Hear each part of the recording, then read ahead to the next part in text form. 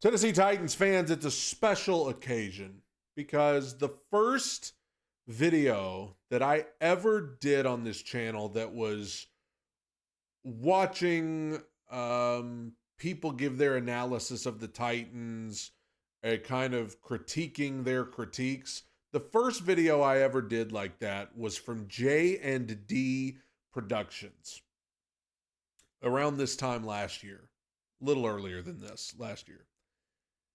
And that video that they did was called The Tennessee Titans Suck. And I gave my thoughts on what they had to say.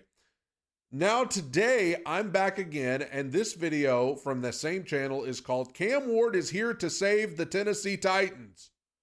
Oh, yeah, he sure is. Let's see if they've changed their tone.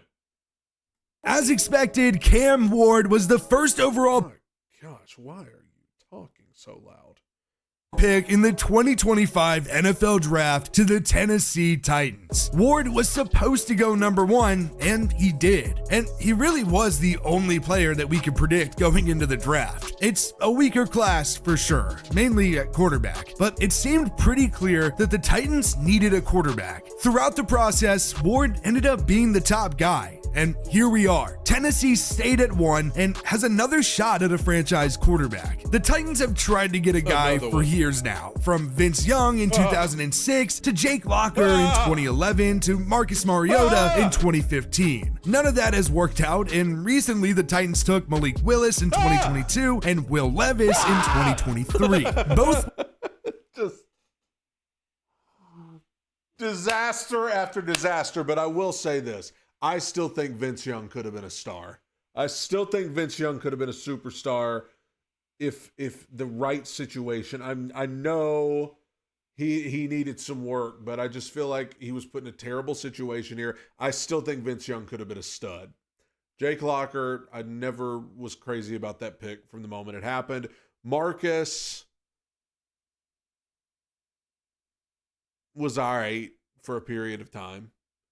He was never, he never played like the number 2 pick in the NFL draft, which is what he was. He was all right. And then Malik was a 3rd rounder. So, he was a project quarterback. We knew that. And then Will.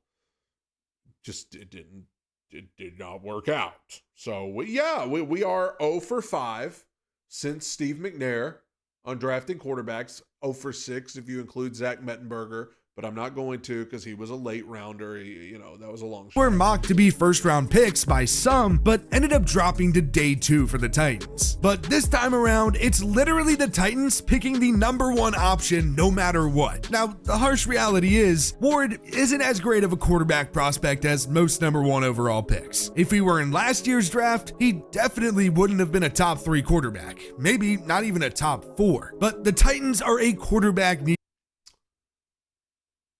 No, he would not have been picked above Caleb Daniels or Drake May, for sure.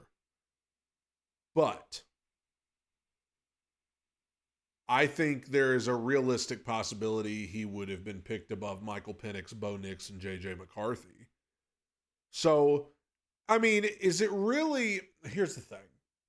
It's not insane to take a guy at number 1 who would have been probably still a top 10 pick last year. Like if he had been in the draft last year and gone number 10 to the Broncos.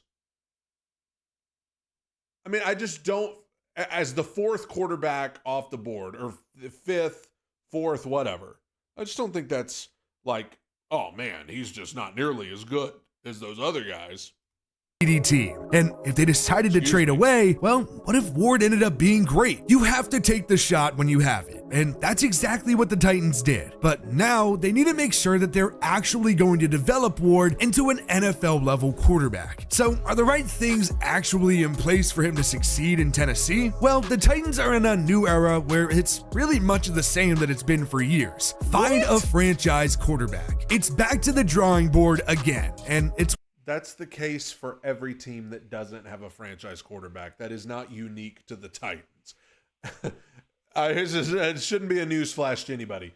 Any team that does not have a Patrick Mahomes or a Josh Allen or a Lamar Jackson or a Joe Burrow or a Jaden Daniels is actively trying to find their Patrick Mahomes, Josh Allen, Lamar Jackson, Joe Burrow, or Jaden Daniels. Like, any team that doesn't have it is trying to find it. It's the most important ingredient in the pasta, you know? With a newer coach this time around, Brian Callahan. He got the job last year and the Titans went 3-14. It wasn't pretty, but it was a growing year. And now it's time to get the right pieces in order to succeed in the future, because Will Levis is obviously not the answer. Now the good news is the Titans have made some moves this offseason to help prepare for a rookie quarterback. The biggest one is surely getting a very needed left tackle in Dan Moore Jr. He spent the last 4 seasons with the Steelers and is now the blindside guy for the Titans. He was definitely overpaid and got a 4-year, $82 million deal with $50 million guaranteed, and $30 million alone will come this year. No, not ideal, but it was definitely worth it. Then the Titans also signed Kevin. I hope it was worth it. We won't know.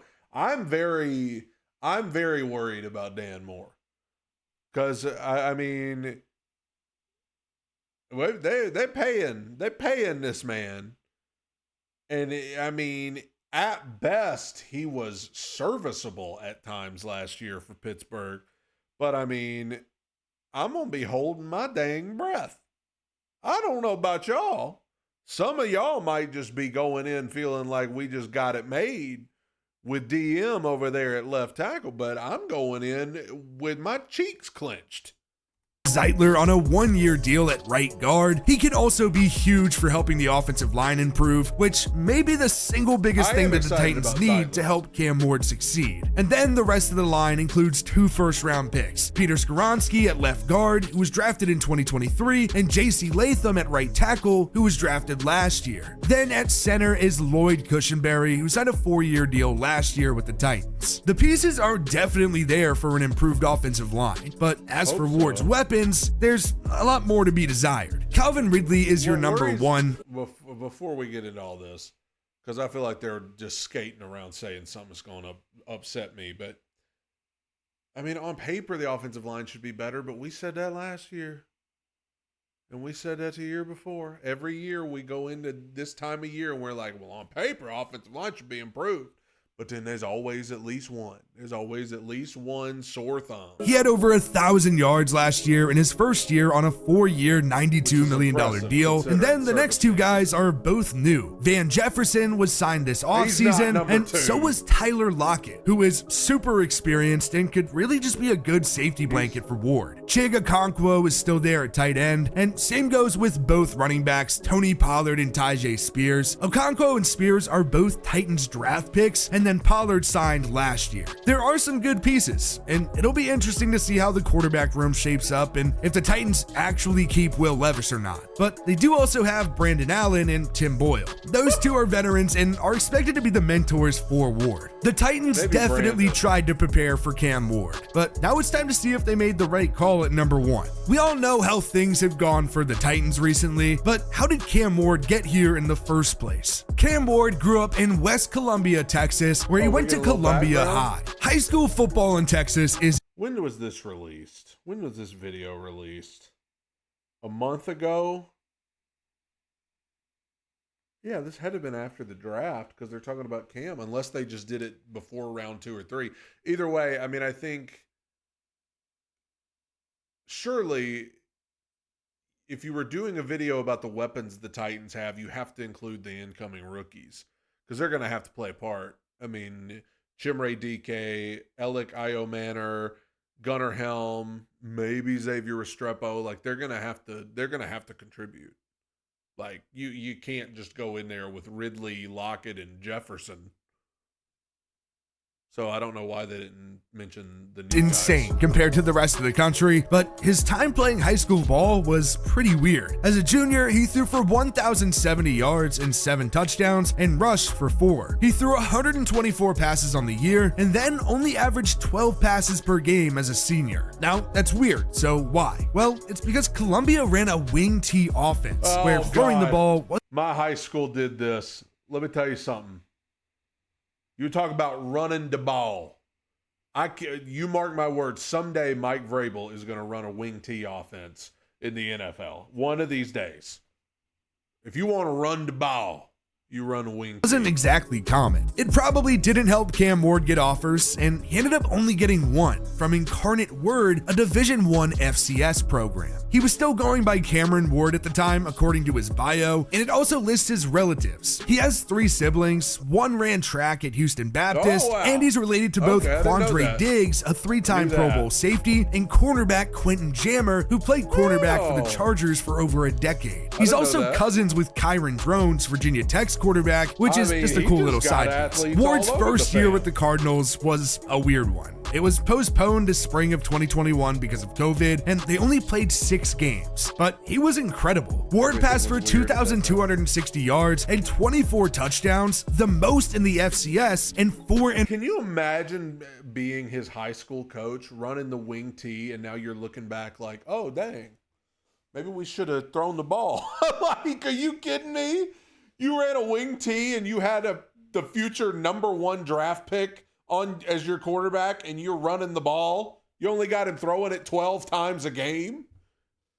Interceptions with 2 rushing touchdowns. Now, those numbers don't pop off the page, but with the context of it only being a 6-game season, that's pretty insane. He won the Jerry Rice Award as the most outstanding freshman at the FCS level, and he was great again as a sophomore, being named Southland Conference Player of the Year after he threw for 4,648 yards and 47 touchdowns with 10 interceptions. Cam Ward hopped in the transfer portal after the 2021 season and got the chance to play in the Pac-12 for 2 years at Washington State under Jake Dickert. Right after finishing back-to-back seasons and 1 calendar year at Incarnate Word, he enrolled at Washington State in January of 2022. He ended up winning the starting job and had a good season for the Cougars. He ended up passing for 3,231 yards, 23 touchdowns, and 9 interceptions, while also rushing for 5 touchdowns. It was a 7-6 season for the Cougars, but it came with some highlights. They beat number 19 Wisconsin to start 2-0. They also lost a crazy shootout to number 15 Oregon, 44-41. That team had Bo Nix, Bucky Irving, and Troy Franklin leading the offense. Then Washington State played in the LA Bowl, but they did get clapped 29-6 to... They got what, sir?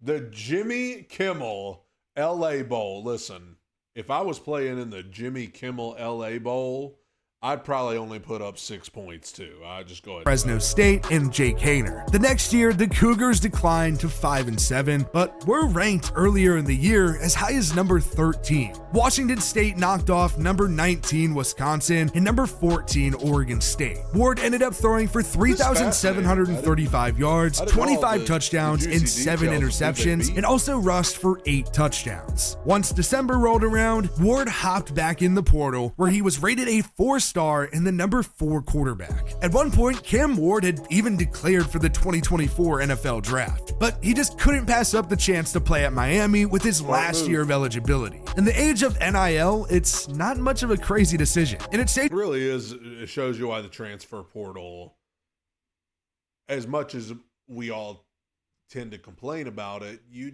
can't. I mean, that is Cam Ward's a prime example of how it can be used to your advantage. Plays well enough at Incarnate Word that a better opportunity comes along, and so he goes there.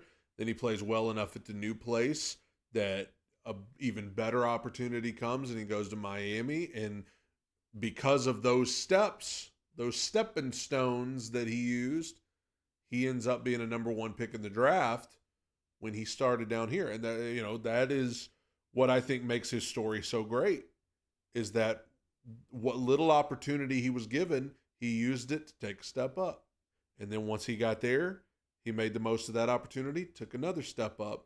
And then once he got there, he took another step up to the NFL. To say that he made the right call, because now he's literally the number 1 overall pick after a great season on a great team. Miami went 10-3 and were good, and the ACC really needed them as such a big brand to be great and make the college football playoff, and Miami was even off to a 9-0 start in early November, but then the wheels fell off. They lost to Georgia Tech 28-23 on November 9th, and then lost a wild shootout to Syracuse 42-38 on November 30th. That ultimately knocked Miami out of the ACC championship and completely ruined their season. No conference championship game led to no college football playoff, and instead they played at the Pop-Tart Bowl against Iowa State, where the Hurricanes lost 40. Bro, I just want to say, I understand it sucks to have to play in a Pop-Tart Bowl, but the Pop-Tart mascot right there, that's the best kind of Pop-Tart. Not the mascot, but the purple with the blue swirls. Something berry, wild berry or whatever. That's the best Pop-Tart ever.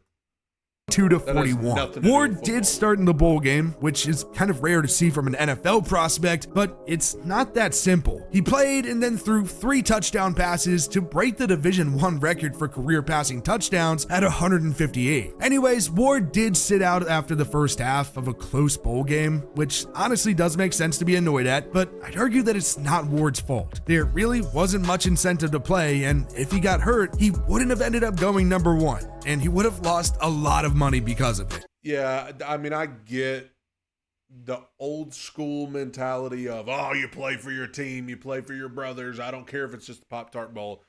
But, like, there is a side of it that's like, if you go out and tear your ACL in the second half of the Pop-Tart Bowl and blow your chance to be the number 1 pick in the draft and go make a lot of money in the NFL, I mean, I don't even know how.